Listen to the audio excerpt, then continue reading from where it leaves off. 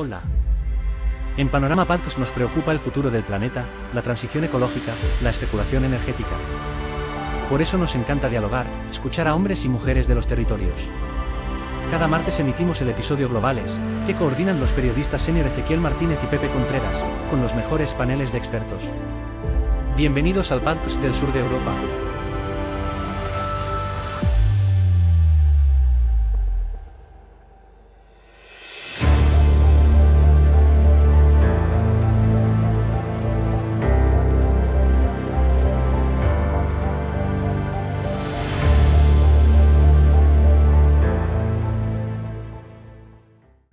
Ezequiel Martínez, cuando me propuso esto, me dijo, vas a tener gente de primer nivel. Y creo que no se ha equivocado. Así que el mando de la nave se lo cedo al capitán y Ernestine acaba de hacer acto de aparición. ¿Es? Pues arrancamos y mientras Cuando ella tú va quieras, tratando cuando tú de quieras, conectar. cuando tú quieras, adelante. Bueno, bienvenida Ernestín, por fin, que estábamos deseando oírte. ¿Nos oyes? Os oigo y son las alegrías del campo. Muy bien. De que se va la luz cuando Wow. no es oportuno. Como está pasando en Cuba ahora, qué desastre, las criaturas cubanas. No es Bueno. para tanto, pero que... Bueno, hemos arrancado ya, Ernestín, y la alianza... Lo siento, pero que son cosas que no... Sí, no te preocupes, no te preocupes. Arrancamos ya. La Alianza Energía y Territorio Aliente y la Universidad Pablo de Olavide de Sevilla han organizado una jornada de escucha al territorio. Me encanta eso de escuchar al territorio, con el objetivo de realizar un análisis en profundidad del actual proceso de transición energética y del despliegue de energías renovables en nuestro país. Estamos asistiendo a manifestaciones en numerosos puntos de España de gente que no quiere cambiar el paisaje que han heredado de sus abuelos y tatarabuelos por un paisaje negro, gris, con cobertura metálica que anula el verde, el amarillo, el ocre de la tierra. Y de esto va a ir esta tarde esta reunión que tenemos aquí en podcast, en Panorama. Las jornadas se celebrarán el 24 y 25 de octubre en la sede de la UPO en Sevilla y contamos aquí con varios especialistas. José Torres, Proyecto CONET de la Universidad Pablo de Olavide, Juan Hurtado Lisen, profesor también de la citada universidad, agricultor ecológico y uno de los organizadores y coordinadores de estas jornadas. Rosa Pardo, que desde Madrid, ¿verdad, Rosa? Sí. Desde Madrid, desde la UNED, también va a participar en las jornadas. Ella es profesora, directora del Departamento de Historia Contemporánea de la Facultad de Geografía e Historia de la UNED. Ernestine Ludeque, que se acaba de incorporar, es agricultora ecológica, empresaria. Ella está en este momento en Santa Olalla del Cala, en la provincia de Huelva, sede de la Fundación Monte Mediterráneo. Acaba, concretamente el sábado, trajeron ovejas que habían tenido durante este verano en las partes altas de las provincias de León y Palencia, ¿verdad, Ernestine? Sí. Y han llegado aquí de nuevo y es una amante de la transhumancia, del respeto a las vidas pecuarias. Y Joaquín Araujo, que tiene por estas fechas un congreso en La Rioja, pero está en Las Villuercas, en ese paraíso que yo conozco en su casa, desde la que efectivamente en no sé cuántos kilómetros a la redonda no se ve un lugar humano, está él nada más, tiene una finca esplendorosa, él se despierta con trinos y sonidos de aves de todo tipo y condición, ya lo contará ahora, y es un lujo tenerle a él y tenernos a todos aquí. Y te vuelvo a pasar el testigo, Pepe, para que tú inicies la pregunta con quien quieras. Pues yo creo que la pregunta tiene todo el derecho a contestarla la persona que mejor representa lo que soñamos todos, que es el respeto por la naturaleza, la convivencia y sobre todo lo más importante, el que el ser humano tenga una invasión mínima en ella. Eso creo que es lo que tiene alrededor Joaquín Araujo. Aparte yo le he dicho que soy de su club de fans, porque somos muchos los que le seguimos desde hace muchos años y enhorabuena porque estás haciendo lo que a muchos nos gustaría hacer en este instante. Bueno, ¿cuál es la pregunta? La pregunta es, ¿cómo lo consigues? Bueno, no es ambición mía, ha sido la confluencia de infinitas circunstancias afortunadas que se han ido dando a la mano, porque yo realmente, como tantos y tantos otros naturalistas, que algunos tenemos ese apéndice, y es que yo no entiendo la vida sin cultivar la tierra.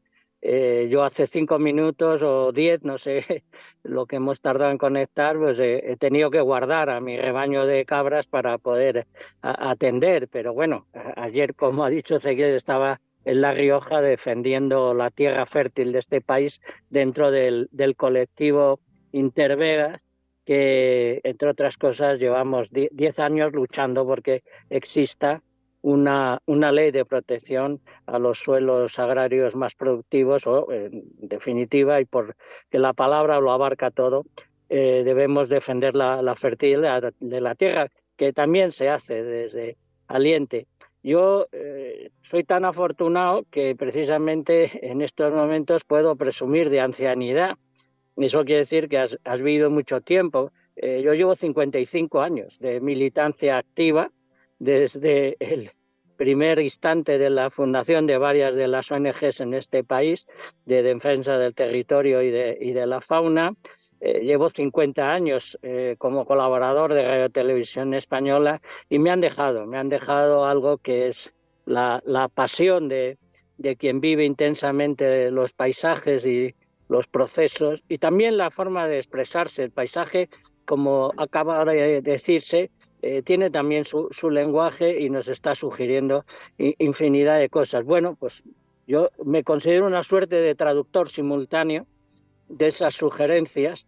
De hecho, mi último libro se llama 999 sugerencias que me hizo la natura, y en consecuencia, pues felicidad profesional, porque a lo largo de este medio siglo ya largo, pues me han dejado contarlo, y me han dejado contarlo de todas las formas posibles que existen en este momento, es decir, todos los medios y todos los formatos que en este momento pueden poner en contacto a alguien con el resto de sus semejanzas. Y la pasión es lo que ha guiado mis pasos. Pasión por conocer la naturaleza, vivirla íntimamente, pasión por ser testigo de algunos de los procesos más importantes, para lo cual es bastante importante ser ganadero y ser campesino, porque agricultor, porque realmente a pequeña escala la huerta o el rebaño te están contando cómo funciona íntimamente el contacto entre la planta y su humus, y por supuesto entre el animal y el paisaje, ¿no?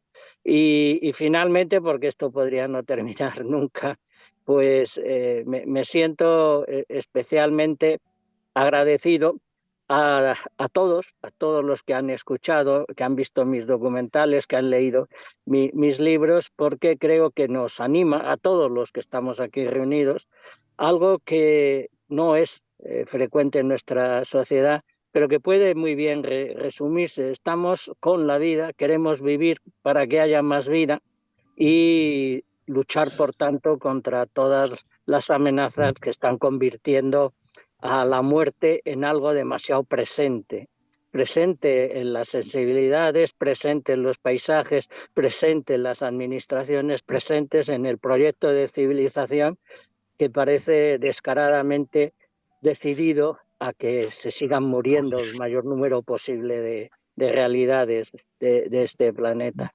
Pero es una lucha desigual, pero ahí estamos, a no rendirnos, a pesar de que algunos llevan ya 55 años de actividad ininterrumpida. Ezequiel, ¿a qué punto de la geografía saltamos ahora? Pues después de esta introducción magnífica de Joaquín, yo creo que habría que centrarnos ahora en las jornadas que se celebrarán el próximo 24 y 25 de octubre, para lo cual Juan Hurtado Lisen, que las ha vivido en primera persona desde el comienzo, haznos una valoración de lo que van a ser estas jornadas, lo que suponen, para que podamos reflexionar, escuchar al territorio, escuchar a la ciencia, antes de cometer desmanes con esos proyectos de megaplantas que se prevén fotovoltaicas y eólicas en nuestro país. Bien, bueno, ante todo, aclarar, Ezequiel y compañeros, que yo no soy profesor de la UPO, ¿eh? Yo soy agricultor también olivarero ecológico y de la Fundación Savia, y represento a la Fundación Savia en Alientes, que no vaya a ser que el profesor de la UPO me diga algo, me ponga mala nota. La culpa es mía. Bueno, verá, ayer llamé a José porque venía muy derrotado porque en el entorno de Sevilla, Alcalá, Dos Hermanas, Utrera, tenemos unos espacios agrícolas completamente desnaturalizados, ¿no? Y le decía ayer a José, al mediodía que lo llamé, estaba yo allí en el campo y estaba rodeado de placas. Antes esas placas estaban rodeadas los cortijos, un cortijo, haciendas típicas de olivar, el cortijo en el centro, y antes estaba rodeado ese cortijo de olivos centenarios, de nuevas plantaciones, y me daba una pena tremenda de ver lo que estaba viendo. Ese cortijo quedaba en medio, ya medio derruido, algunos, porque hay esos cortijos en toda esta vega nuestra, hay montones y hay casas de labranza y rurales, pero ya no rodeadas de olivos, rodeadas de placas, ¿no? De espejos, todos son espejos. ¿Qué significa eso? Bueno, pues que estamos viviendo en una transformación constante. Eso mismo pues está pasando en montones de sitios en España, ¿no? Acabo de recibir nuevas expropiaciones en Coín, en Darro, en Granada, en Gibraleón, en Huelva. O sea, tenemos cientos de procesos de expropiaciones, ¿no? Entonces, esta jornada parten, muy sencillo, parten de que algunas personas de Aliente asistimos a unas jornadas que hizo el Ministerio de varios meses, online, de febrero a mayo, cosas así, ¿no? Entonces, bueno, cuando terminaron esas jornadas nos dimos cuenta que ahí solo estaban representadas las grandes empresas, los grandes inversores, las grandes compañías, y que realmente no estábamos representados la sociedad civil, ¿no? Inclusive no se nos había invitado, se nos invitó a última hora, corriendo y deprisa, el último día que asistiera un miembro, ¿no? Y eso nos dio mucho que pensar, ¿Qué está pasando? Vete centrando, Juan, por favor, en el contexto de las jornadas. Entonces, ahí nacen las jornadas. Con la jornada que intentamos, bueno, pues hacer una llamada de atención a la sociedad civil y, sobre todo, poner en valor las opiniones de expertos, científicos, universidades, de la sociedad civil, de entidades, todos que no han tenido escucha en otros foros, ¿no? Y eso es lo que vamos a intentar hacer, con una cantidad de mesas y de ponencias tremendas que iremos desmenuzando y viendo con tranquilidad con los distintos expertos. Y si me permite, Pepe José Torres, precisamente sí es profesor de la universidad, y disculpa, Juan, me hubiera gustado que fueras profesor, pero me lo he inventado a lo que se ve, ¿no? Pero sí, José va a moderar una mesa el viernes a las 4:30 de la tarde, energía distribuida, hagamos las cosas bien. Ahí van a participar, tú nos dirás ahora, varios expertos. ¿Qué pretendes con esa mesa? Y en el contexto general de las jornadas, ¿qué pretendéis desde la Universidad Pablo de Olavide? ¿Cuál sería la satisfacción que os quedaría una vez concluidas las jornadas de decir, hemos conseguido estos objetivos? Buenas tardes. Gracias, Ezequiel. Gracias, Pepe, por la invitación al programa. Bueno, antes de nada, Ezequiel, si me permite comentar que estas jornadas que se organizan también a iniciativa de Aliente y de un contacto ahí inicial que tuvimos Juan Hurtado y yo hace ya mes y medio, bueno, antes del verano. Pues estas jornadas las organiza CEI Cambio, que es el Campus de Excelencia Internacional de Medio Ambiente, Biodiversidad y Cambio Global. Y junto a CEI Cambio, cuyo director es Luis Villagarcía, y está también María José Molina, que colabora en su equipo, pues junto a CEI Cambio de la UPO está el proyecto CONECT, que es en el que me encuentro, ¿no? Y que respalda también esta jornada y colabora, ¿no?, en su organización. Bueno, pues dentro de esta jornada, la última mesa a la que te refieres, bueno, las dos últimas mesas tienen que ver también con las alternativas, porque claro, muchas veces desde la universidad y desde otros ámbitos, pues avanzamos en los diagnósticos, avanzamos en las cuestiones críticas, pero también hay que plantear alternativas, ¿no?, dentro de nuestro conocimiento, de las experiencias que podamos reunir y tal. Y ahí en esas dos últimas mesas, y en concreto en esta última, pues se van a presentar, entre otras, la experiencia de las comunidades energéticas, que rompe en gran medida con este modelo empresarial y especulativo, ¿no?, que es lo que señalamos aquí en el propio título de la jornada, que va dominando o que domina cada vez más en relación con la implantación de las energías renovables. Y vamos a tener varias experiencias de comunidades energéticas. En concreto, en esa última van a estar dos de Sevilla, de la capital, que son la de Torreblanca Ilumina, y la de San Jerónimo, Jalea Luz.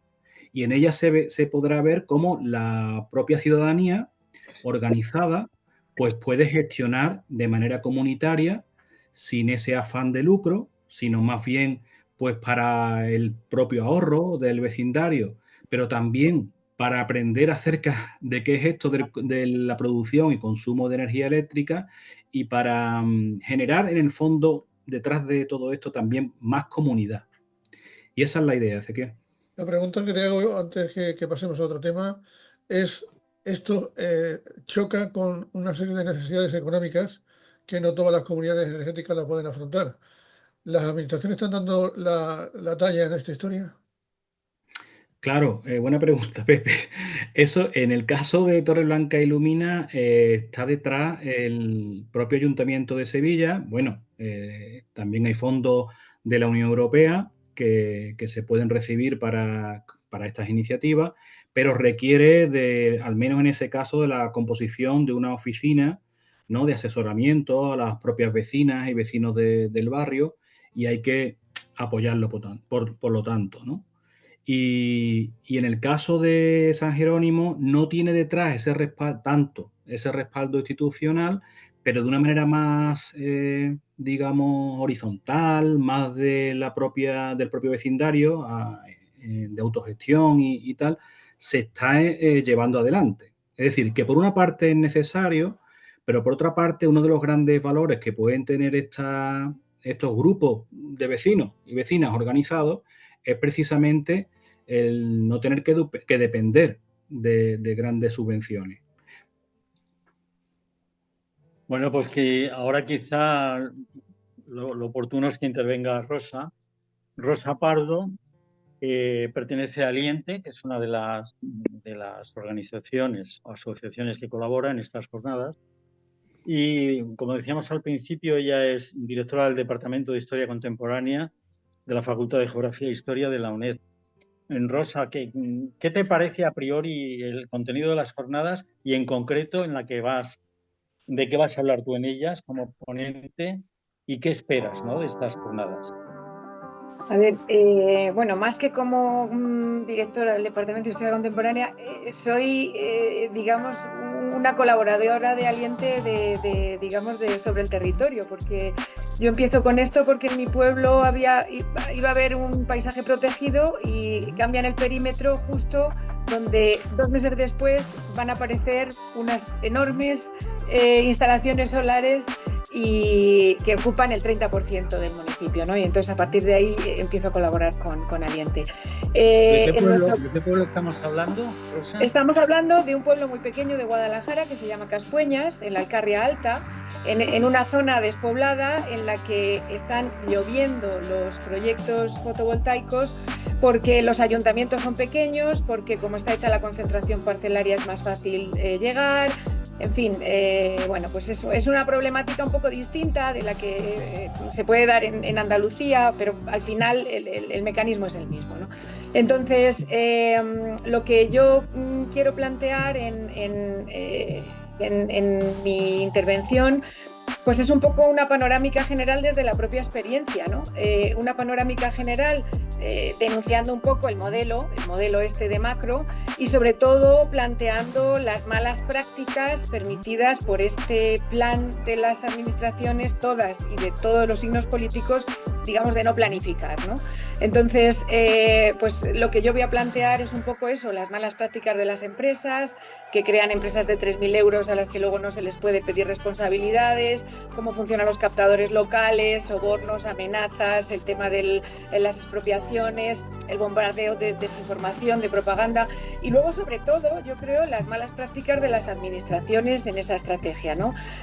Pues que no se fijan las áreas de aceleración, que se ha forzado la legislación urbanística y ambiental, los reales decretos de emergencia, cómo se ha, digamos, pervertido las leyes de protección del suelo rústico, de tal manera que todo lo que no está específicamente prohibido está permitido sin dejar a los ayuntamientos capacidad de reacción. En fin, sobre todo, pues esto que el Miteco lo único que ha hecho ha sido aprobar códigos de buenas prácticas ambientales que luego no se cumplen, cómo las empresas tienen línea directa con las administraciones y en cambio los movimientos sociales no, es decir, un poco la pésima calidad de los estudios de impacto que se permiten, medidas compensatorias irrisorias, en fin, un poco denunciar, por supuesto, el abuso de la aplicación de la utilidad pública, el no respeto a tierras de cultivo y también otro tema que a mí me parece que no se está dando suficiente importancia, que es el tema de qué va a pasar después, ¿no? Del tema de los residuos, porque hemos investigado también en eso y yo creo que hay que ponerlo un poco sobre la mesa porque el futuro de que esas placas y esos molinos se queden sobre el terreno es impresionante. En fin, este tipo de cosas, un poco esa panorámica general sobre el desequilibrio entre comunidades. También incluso denunciar cuál ha sido la posición de las 5 grandes ecologistas en esto, que yo creo que es algo que también merece la pena ser contado, y un poco plantear cuáles son estas consecuencias de no tener en cuenta ni el paisaje, ni el medio natural, ni el suelo, y un poco, sobre todo, yo creo que el objetivo es invitar al público y a los medios de comunicación a tener una visión más crítica, más informada y menos, entre comillas, urbanita de lo que está siendo el problema. Muy bien expuesto. ¿Continúo, Pepe? ¿Te parece bien? Sí, estaba leyendo que no solamente van a colonizar el campo, sino que también hay un objetivo que son los tejados de Cascueñas. Por lo visto, el 74% de los tejados son óptimos para placas solares, con lo cual va a haber un brillo, va a brillar desde el cielo, desde la Estación Satélite Internacional, os van a ver directamente si pones todos los tejados, ¿no? No, porque el paisaje protegido no permite poner placas en el municipio, pero sí a 200 metros del borde del paisaje, de un paisaje protegido. Por eso te lo quería decir, porque he leído, alucina, ¿dónde lo he leído? En el diario de noticias de venta y compra de casas, Idealista. Idealista lo pone como un pueblo ideal porque va a tener muchos tejados con muchas placas solares.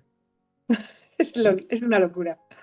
Bueno. Pues pasamos a Ernestín Ludeque. Ernestín lleva aquí con nosotros desde antes del 92 en Sevilla. Se instaló con su esposo en Santa Olalla del Cala, al norte de la provincia de Huelva, y ahí han creado ambos la Fundación Monte Mediterráneo. Ernestín es un ejemplo de empresaria agrícola y ganadera. La finca, ahora nos contará ella, todo lo lleva bajo el punto de vista de lo ecológico. Tiene ganado ovino, ganado porcino y ganado vacuno. También tienes algunas cabezas, ¿verdad, Ernestín? Sí. Hay retinto. Retinto tiene. Y luego tiene una encina centenaria, pero centenaria de 500 años, creo, bajo la cual nos reunimos estos años atrás. Yo este año no he podido estar allí con ellos, cuando celebramos el retorno de las ovejas de la parte alta de Castilla y León hasta aquí, hasta tu territorio. Háblanos tú, desde la finca tuya, como ves, acaba de decir Rosa un poco los problemas a los que nos podemos encontrar con la masificación, ¿no? Masificación es la palabra correcta, con la explosión de todas esas macroplantas energéticas. Tú allí, en el territorio que ocupas ahora, ¿cómo está el tema? ¿Ves placas fotovoltaicas cercanas a tu casa o no? Pues sí, la verdad que sí. Veo Bueno, para mí, en principio, o sea, que yo voy a empezar por otro lado. Hay plantas voltaicas, hay huertos solares, hay nuevas construcciones que obligan a los constructores a aplicar placas solares, pero para mí hay un problema de base, o varios, ¿no? Un problema de base que es en el tema solar, igual que en el tema ecológico, que o sea, que yo soy alemana, para poner un poco una orientación. Y yo he estado en el movimiento de verdes y de agricultura ecológica y tal igual desde los finales de los años 70. Entonces, en Centro Europa, en Alemania, en Holanda, en Austria mucho, en Suiza, aunque no pertenezca a la Unión Europea, pues el tema ecológico y el tema solar es un tema que nace desde los interesados. No nace ni vía subvenciones, ni vía empresas grandes, etc. Y aquí, en España, el tema ecológico, el tema de energía solar, energía alternativa y tal cual, en la inmensa mayoría de los casos está en manos de multinacionales, del gobierno, que manejan subvenciones, etc. Eso delega la responsabilidad, delega la iniciativa y paraliza la iniciativa privada, ¿no? Nosotros, o sea, que Fundación Monte Mediterráneo tiene una finca de 700 hectáreas, que tampoco es ninguna maravilla, pero para hacer cualquier cosa, ecológico, placa solar, lo que quieras, es una guerra auténtica. Ahora no puedo poner más de 2 placas solares porque es parque natural y porque solo se admite esto y porque la luz, o sea que aquí, por ejemplo, en concreto, hasta aquí hay una línea de luz privada, una empresa privada que suministra la luz. Al viejo estilo, Ernestina, al viejo estilo. ¿Qué? Al viejo estilo de España. Sí. Entonces ahora tenemos una empresa privada que teóricamente es la propietaria de las instalaciones. La fábrica de la luz, ¿no? Ya. Pero luego compran la luz a las grandes empresas, o sea, a los grandes suministradores de luz. Y yo tengo dos proveedores, uno de instalaciones y otro de la luz en sí.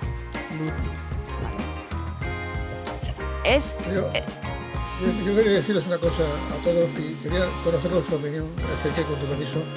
Y es, yo tengo por aquí muy cerca, a 30 kilómetros de donde estoy en este instante, una mega instalación de un huerto solar inmenso que se puso como ejemplo mundial.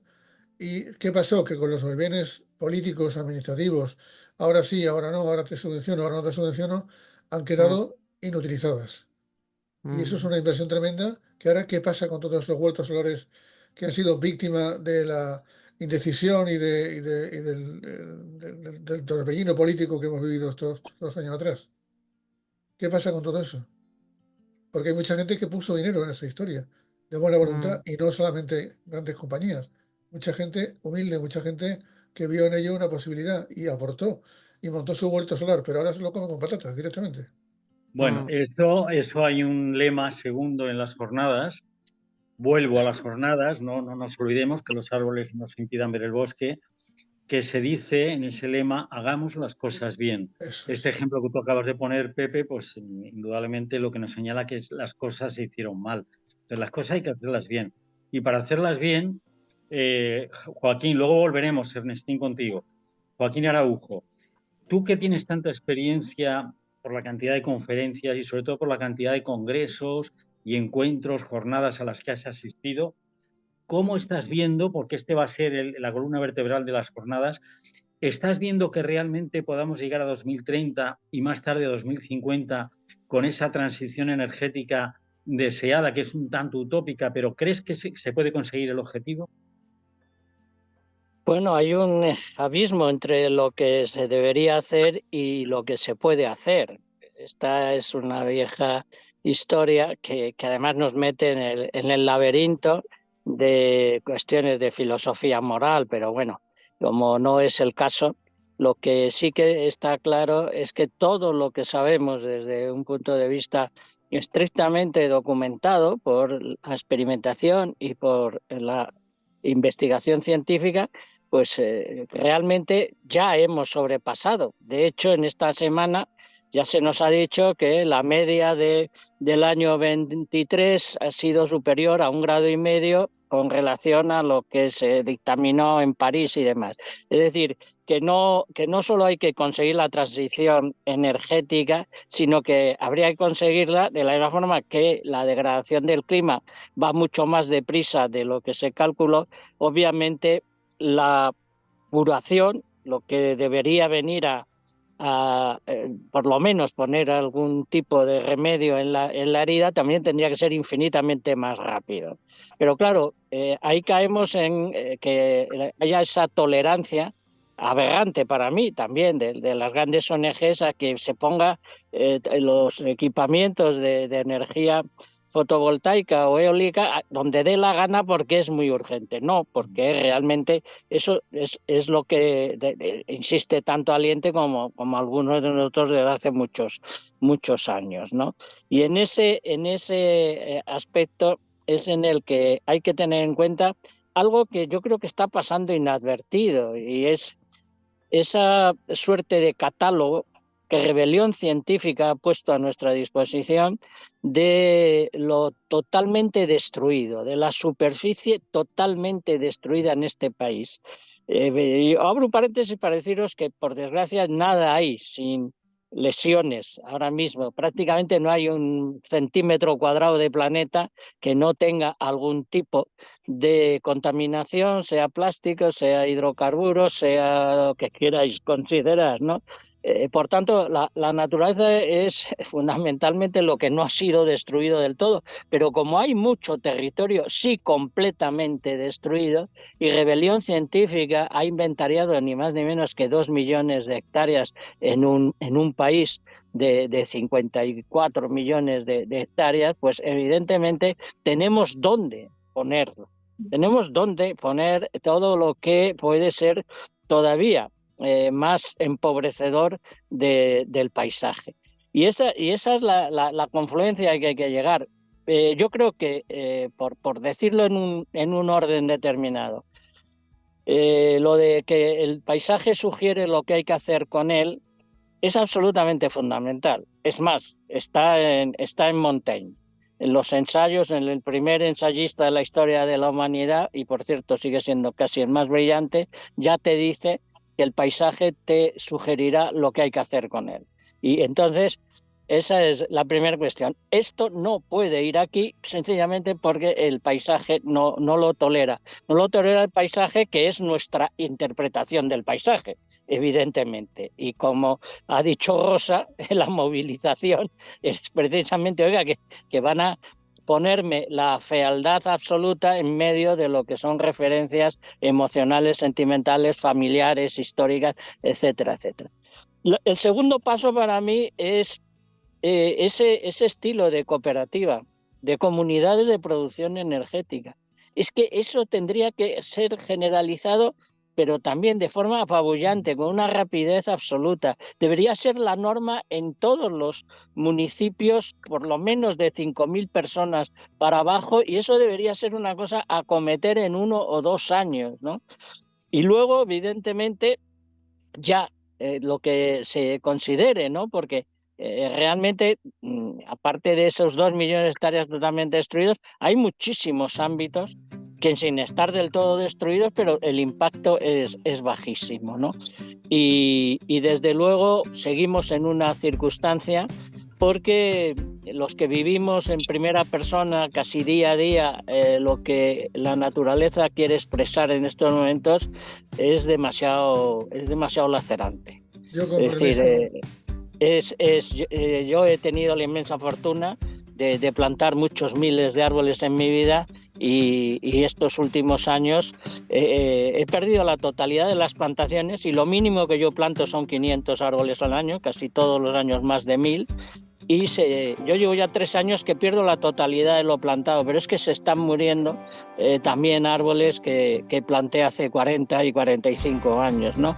En ese aspecto también el que te está contando lo que es el desastre climático es la propia vegetación y sobre todo en la mitad sur de España. Y eso tiene que ir por delante, eso tiene que estar en las prioridades absolutas del ministerio, de los ayuntamientos, de lo que sea. Oiga, que es que se nos está secando. Por eso yo la charla que daré en Sevilla el próximo día es sobre el verde como sangre del planeta, como sangre del paisaje, ¿no? Porque realmente es lo que hay que elegir entre el verde vida y lo que es artificialidad absoluta, ¿no? Ok, yo quiero dirigiros una pregunta muy especial a todos a la vez y que me conteste quien crea conveniente. ¿Hemos perdido Doñana? ¿Vamos a perder Doñana con todo lo que está pasando? ¿Qué? ¿Me dejáis a mí que intervenga? Porque, sí. A ver, Doñana está en una situación... Yo ya me enrolla mucho. Doñana está en una situación crítica. La laguna de Santa Olalla, allí tienen una serie de lagunas, bastantes lagunas, pero una emblemática es la de Santa Olalla, que era el termómetro que medía la capacidad del acuífero y si había agua bajo la superficie. Esta lleva ya 2 veranos seca. Hace días leí ahí un reportaje que se volvía a incidir en que estaba seca, quedaba una laminita de humedad, no había agua. Entonces, ¿y cuál es la consecuencia de eso? ¿Por qué ocurre esto? Ocurre porque durante todos estos decenios anteriores, y tenemos un episodio muy reciente con esa tramitación de una proposición no de ley por parte del Partido Popular y de Vox en el Parlamento andaluz, que prometió, para ganarse un puñado de votos, prometió a una serie de agricultores, a miles de agricultores en la corona norte de Doñana, les prometió agua. Claro, cuando todo el mundo, ecologistas, científicos, vieron aquella barbaridad, nos pusimos en marcha, protestamos y afortunadamente, gracias a la visión y al temple y al saber estar de Teresa Rivera, como la ministra de Transición Energética, se presentó en Sevilla, se reunió con Juanma Moreno Manuel, el presidente de la Junta, y a Fortores, y se ha parado eso. Pero la gran causa de por qué está ahora mismo Doñana seca, además de la sequía que hemos padecido, una sequía de 5 años largos, casi 6, que ha sido tremenda, pero ha sido que, claro, si tú no paras de sacar dinero del banco, pues llega un momento en que estás en números rojos, y esto es lo que ha pasado con el agua de los acuíferos. No ha parado de sacar agua del acuífero 27 y otros adyacentes, allí en Doñana y en el entorno, y como consecuencia no hay agua en el subsuelo ni en la superficie. Estas lluvias recientes, a mi modo de ver, han sido como una especie de la UCI, ponerle la mascarilla de oxígeno a Doñana, ¿no? Veremos a ver, y ahora parece que viene otra borrasca la semana que viene, a ver si conseguimos sumar ahí litros y que se restablezca un poco. Pero Doñana está tocada de muerte. Esos dos elementos estructurales típicos de una central nuclear, pintados de verde, he hecho un montaje especial, formaron parte de una tertulia que hicimos no hace mucho en este mismo podcast. Y quedamos en la conclusión de que la energía nuclear no es verde. Esto parece una auténtica verdad de perogrullo, pero quisiera conocer también qué opináis de que ahora sea verde para que puedan seguir teniendo acceso a subvenciones, apoyo y a dinero público. Es lo que parece. ¿Qué opinas, Juan? José Torres. Sí, Juan, ¿me permites? Bueno, sí, creo que Juan me ha oído, ¿verdad? Creo que sí, sí, te he escuchado, sí. Vale, no, si me permite, no, que hay un compañero en la Olavide, ya también jubilado, que habla de el paradigma clorofílico. Es decir, que lo que os decía antes del comienzo del programa, ¿no? Que si pintamos la Giralda de Sevilla de verde, pues ya automáticamente la ciudad es sostenible por el hecho de estar pintada de verde. Claro, ahí hay un uso pues perverso de lo que significa lo natural y que sirve como marketing, ¿no? El tema ecológico se ha utilizado también como una manera de maquillar determinadas actuaciones, determinados fenómenos que son totalmente contrarios a los procesos naturales, a los ecosistemas, a los ciclos, y hay que enfrentar toda esa perversión, ¿no? Todo ese disfraz de lo que significa realmente lo natural. Entonces quería apuntar eso, Pepe. Y por otro lado, si me permites también coger el ejemplo de Doñana, que para trasladarlo a otro espacio, porque a veces Doñana, no voy a decir que está sobrevalorado, pero a veces se utiliza como paradigma de lo natural y eso también puede tener, en cierto modo, un aspecto negativo, en el que otros lugares que no son tan reconocidos, que no son tan emblemáticos, pues pasan desapercibidos. En el Valle del Guadalquivir, aparte de los olivares, que bueno, los olivares de regadío se han extendido muchísimo, desgraciadamente también, por otro lado, por lo que significa el olivar industrial con ese plantamiento, pero bueno, hay olivares todavía de secano y con una producción más, llamémosle artesanal o tradicional, que sí son muy valiosos, ¿no? Y forman parte en gran medida de ese paisaje típico mediterráneo. Pero dentro de este paisaje dominante tenemos todavía algunos espacios que, como islas, en ese espacio enorme del Valle del Guadalquivir, pues conforman dehesas, pequeñas dehesas, que están aisladas ahí y que cobran un valor muy especial, sobresaliente, de cara a, pues, a la bifauna, imaginaos, a todas las cuestiones ecológica, ¿no? También faunística en general.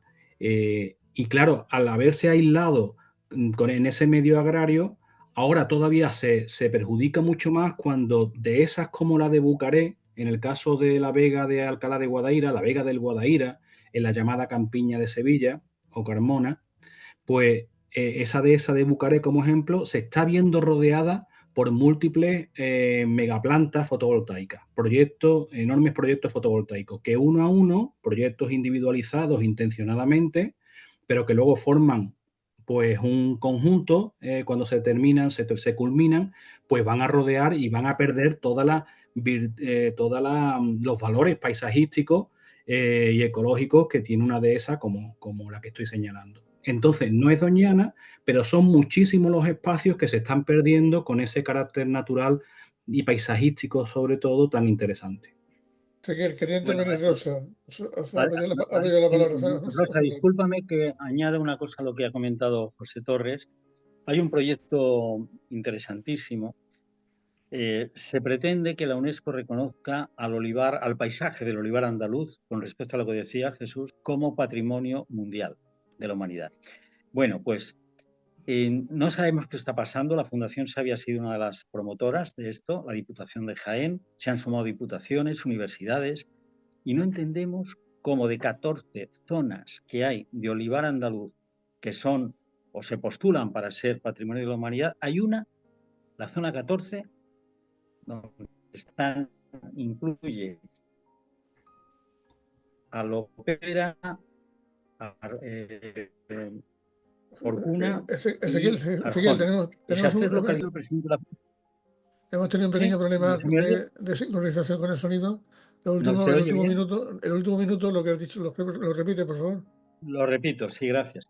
Bueno, digo que hay un proyecto de Patrimonio Mundial de la UNESCO para el paisaje del olivar andaluz, y de 14 zonas hay una que se opone a ello, formada por 3 pueblos, Arjona, Porcuna y Lopera, en Jaén. Y lo último que os puedo decir como noticia es que el presidente de la Fundación Sabia, Paco Casero, se ha dirigido en carta al presidente de la Junta de Andalucía para decirle que, por favor, que la Junta intervenga, porque corre peligro esto de que perdamos el tren de que tenemos un problema de cobertura. Juan, te veo con ganas de intervenir, y a mí no sé qué vas a contar, pero te ruego me expliques lo de la especulación urbanística. ¿Cómo se especula urbanísticamente? Lo que eso reportaría de beneficio.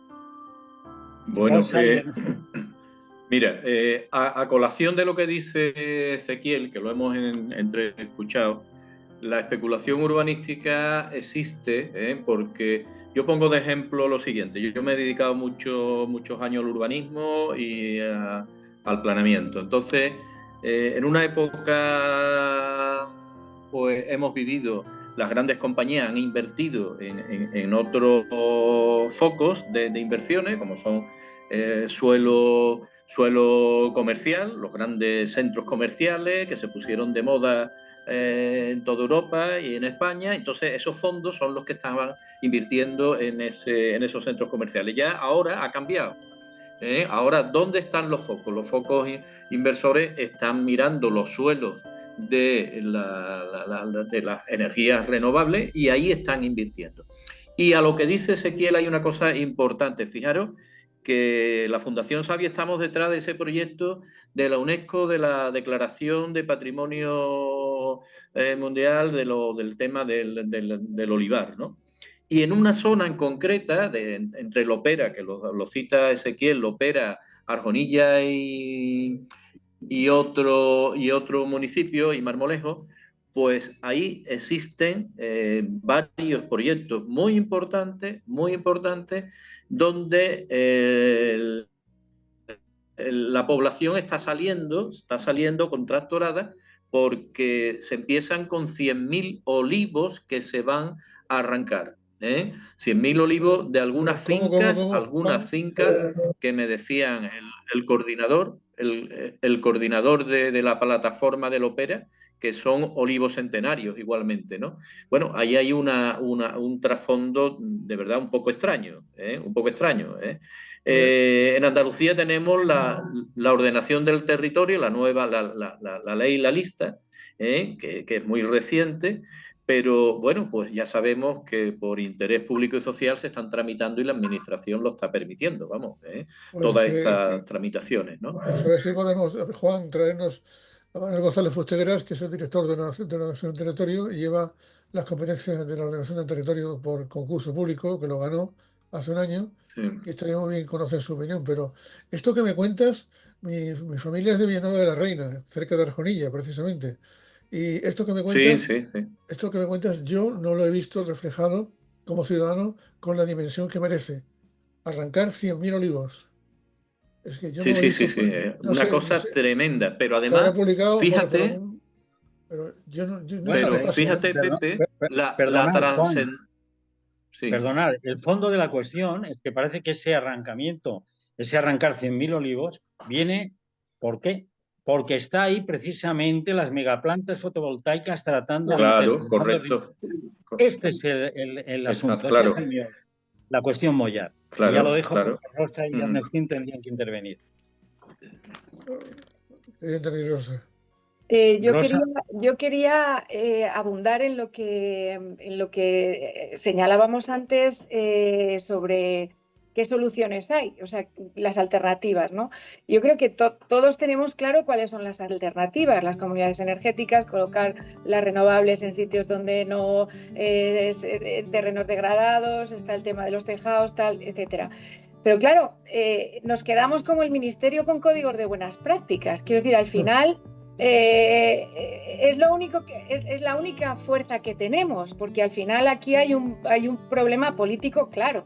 Entonces, el problema, tal como yo lo veo, es que digamos la voluntad política no está ahí. Nosotros hemos hablado con directores generales del MITECO, directores generales de desarrollo sostenible de las distintas comunidades autónomas, desde Aliente, y es desolador. O sea, es desolador porque cuando tú planteas el modelo alternativo y planteas que por lo menos las coloquen donde no hagan daño, en las placas, tal, todos te dicen, y quiero insistir en que da igual el color político, es decir, da igual que sea en Esquerra Republicana el director general, que sea del PSOE en Castilla-La Mancha o que sea del Partido Popular, todos te dicen que es que con un lenguaje de liberalismo del siglo XIX, que es que ellos no pueden poner cotos a las empresas. Entonces, claro, eso es lo descorazonador, y entonces el discurso es que hay que hacerlo rápido por la transición energética, pero detrás de eso no es, o sea, esa es la excusa, porque al final cuando tú ves, digamos, la propaganda institucional, de lo que se está hablando es de convertir al país en un neto exportador de energía, reindustrializar el país, es decir, desde los poderes públicos se está dando prioridad al negocio financiero, que es perfectamente lícito, pero bueno, la cosa es que por lo menos no se venda como verde y progresista. Y ahí lo que yo veo es que nos movemos en una coyuntura muy complicada, porque es muy difícil transponer nuestro código de buenas prácticas, digamos, cuando no hay voluntad política de modificar el modelo, digamos, de transición. Y eso es complicado dar el salto, digamos, de que lo que proponemos no se quede en eso, en una carta a los Reyes Magos, ¿no? Estoy leyendo ahora mismo la prensa, estoy buscando rastro de la información que contaba antes Juan, y solamente en Lopera pone a veces en uno de sus reportajes de los pequeños que ha hecho, pues ocuparían las instalaciones fotovoltaicas más de 100 campos de fútbol, y la expropiación de las tierras, 100 campos de fútbol, solamente en Lopera. Y bueno, ha tenido repercusión las manifestaciones que están haciendo y las protestas, pero más allá de eso, lo que sí se viene al caso es que alguien hará negocio con esta historia, porque renovables sí, pero no de esta forma. Yo creo que esta forma es un riesgo tremendo, pero me llama la atención muchísimo, me da mucha pena estas cosas. Esto debería tener una atención y un tratamiento de primera línea en los medios de comunicación de Andalucía, pero así estamos como estamos. Ezequiel. ¿Qué opina Ernestín de todo esto? Tú que vives ahí un poquito, vives esto, ya contabas algunas trabas a nivel muy local de que te ponen a ti. ¿Cómo ves la salida a esto? ¿Crees que podremos salir adelante con la revolución tecnológica y transición energética?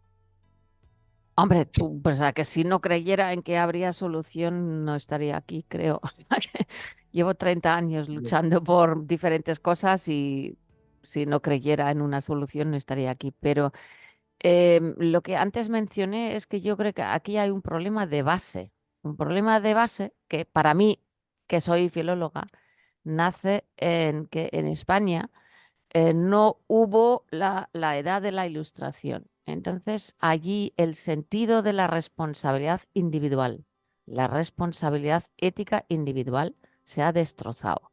Y se ha destrozado por diferentes motivos. En primer lugar, porque no hubo Ilustración. Y en segundo lugar, porque hubo, por lo menos en Andalucía, en Extremadura, un sistema que ha reprimido la iniciativa privada y ha acabado con, bueno, acabado no, pero que ha dividido entre personas que eran terratenientes, que tenían capital, que tenían terreno, pero que nunca ni vivían ni trabajaban en el campo. Y las personas que saben de campo y las personas que trabajaban en el campo nunca tenían ni una hectárea. Entonces, esto es una división tóxica, sumamente tóxica. O sea que yo me he criado en un pueblo y allí había, en Alemania, y allí había ganaderos y agricultores. Entonces, pues cada uno tenía su explotación de la cual esperaba que la heredara su hijo o su hija, pero que él la mantenía para que su hijo y su hija pudieran vivir de ella. Pues aquí una persona que vive en Madrid, que tiene 2.000 o 3.000 hectáreas, y que lo único que le interesa es que pueda ir a cazar, o sea, y además es que los tengo como vecinos. No estoy hablando de una visión de hace 100 años, o sea, que lo tengo aquí alrededor de la finca nuestra. Personas que vienen 3 o 4 veces al año, como mucho, como mucho. Y lo único que les interesa es pegar un tiro con un ciervo con no sé cuántas puntas. No soy cazadora, no tengo ni idea, y poder llevar a los clientes de la empresa que tienen en Madrid o en Sevilla a caballo o en carroza de caballo por la finca, enseñar qué bonita y bla, bla, bla. O sea que ningún planteamiento sostenible, ¿vale? Entonces, mientras la sostenibilidad sea, por un lado, un concepto completamente abstracto llevado por ejemplo, el Miteco, ¿vale? Y por otro lado, personas que son las que están a pie del cañón, pero que no participan en esos planteamientos, tenemos un problema de base. de base. Y tú has mencionado el acto que tuvimos el sábado aquí en la finca. Nosotros desde Fundación Monte Mediterráneo llevamos, no sé, 16 o 15 años, no sé cuántos, haciendo transhumancia. Cada acto que hacemos, cada acto, lo hacemos o aquí en la finca, al aire libre, con todos los inconvenientes de lo que conlleva el campo, como por ejemplo hace un rato que se ha ido la luz, y en otros pueblos que tienen entre 1, 2, 20 y 500 habitantes. Entonces lo que yo creo que tenemos que hacer es llegar allí, llegar a la gente de las zonas donde gente que tiene terreno, gente que realmente no dependen de, o por lo menos no sé cómo decir, pero no pueden, no viven de las subvenciones. Porque no lo necesitan. Ya, pero que te quiero decir que mientras el tema de suministro sea un tema abstracto por un lado y por otro lado llevado por personas que no han incorporado un sistema holístico o sostenible, es que ahí hay una bisagra que se abre. Bueno, nos quedan 2 minutos, Ezequiel, 2 minutos para finalizar rapidísimo. Añado a lo que dice Ernestín, que si os habéis fijado, es uno de los lemas de las jornadas, escuchar al territorio. Acabamos de escuchar al territorio. Bien, añado lo siguiente. Ernestín además se trae de Alemania cada X tiempo a chicos jóvenes alemanes para que aprendan aquí cómo se debe gestionar y llevar a cabo una finca ecológica, manejando el ganado, etcétera. 150 al año, ¿eh? ¿Qué labor? 150 al año, fijaros, qué labor tan bonita de esa gente que vuelve allí y en el territorio alemán pone en práctica lo que ha visto aquí en Huelva.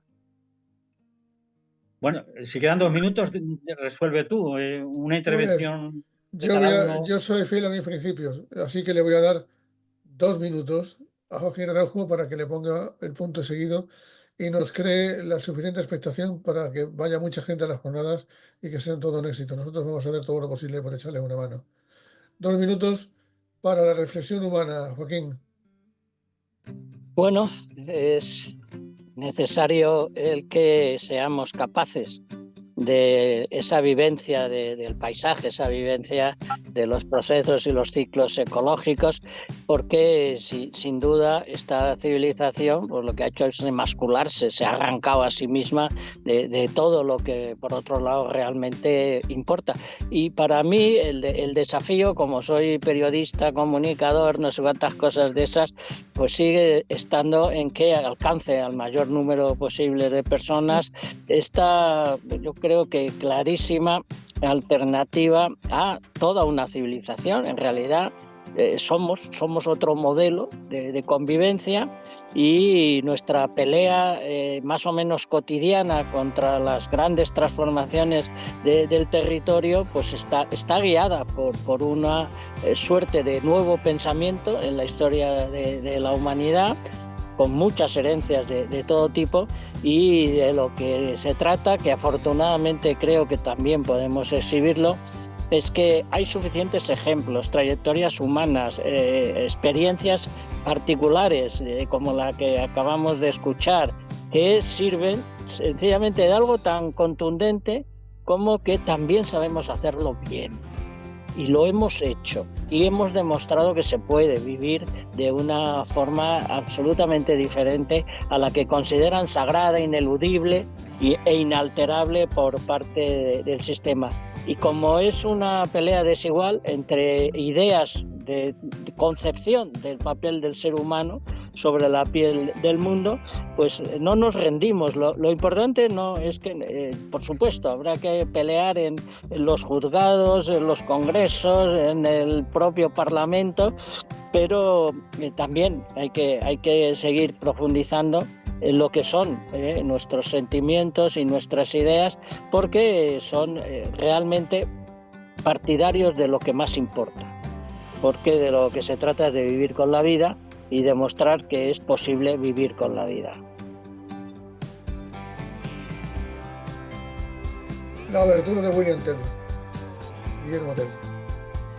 Gracias, Ezequiel. Muchas gracias, Juan Hurtado. Muchas gracias, José Torres, Rosa Pardo, Joaquín Araujo y Ernestine. 150 chavales de Alemania que vienen a aprender cómo se hacen las cosas bien aquí, con una paisana y con una profesional ya afincada aquí. Me ha llamado mucho la atención lo que has contado.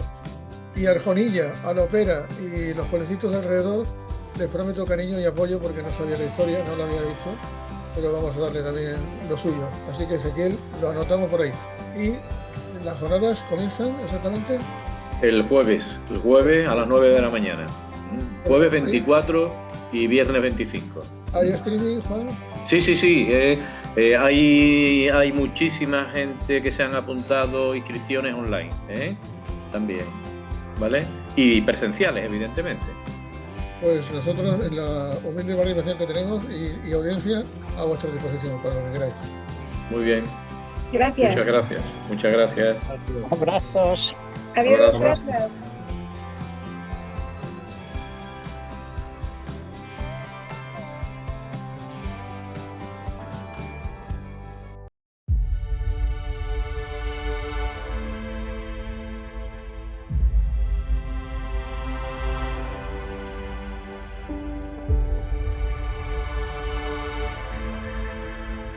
Hola.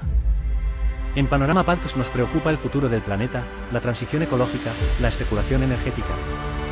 Por eso nos encanta dialogar, escuchar a hombres y mujeres de los territorios. Cada martes emitimos el episodio Globales, que coordinan los periodistas senior Ezequiel Martínez y Pepe Contreras, con los mejores paneles de expertos. Bienvenidos al Padcast del sur de Europa.